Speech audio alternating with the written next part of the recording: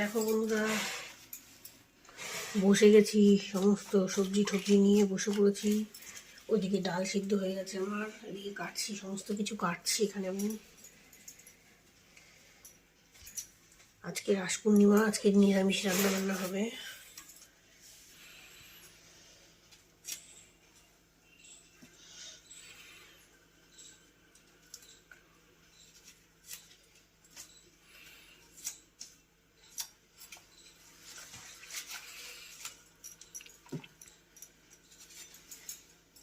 এগুলো হচ্ছে গাছের কুমড়ো শাক।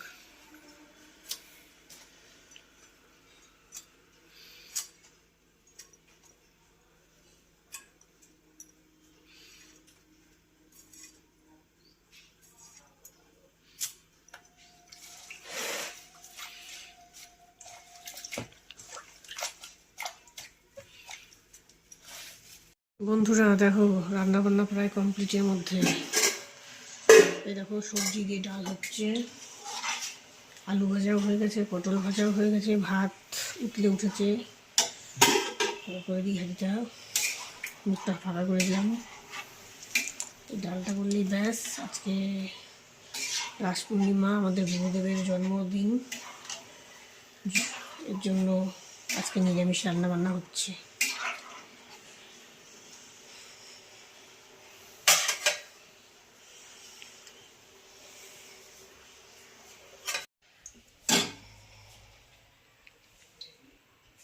দেখো বন্ধুরা, দেখো কত সুন্দর ডালটা হয়েছে। দেখো সবজি দিয়ে পুরো ঘন মটরের ডাল।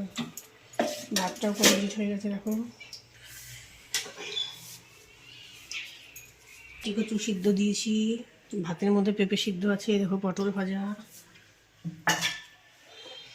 এই দেখো ছেলের জন্য আলু ভাজা, আর এই দেখো শশা কেটে রেখেছি, শশা খাবে। বাসন মাজা মোটামুটি হয়ে গেছে, এখন কড়াইটা বাকি আছে, ফ্যানের গামলাটা, আর এইগুলো সব হয়ে গেছে। দেখো গ্যাসটাও মোছা বাকি আছে।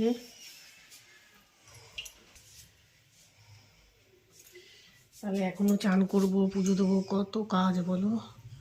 সবাইকে রাস পূর্ণিমার অনেক অনেক শুভেচ্ছা ও ভালোবাসা। সবাই ভালো থেকো, টাটা। এই ব্লগটা এখানেই শেষ করছি, টাটা টাটা টাটা।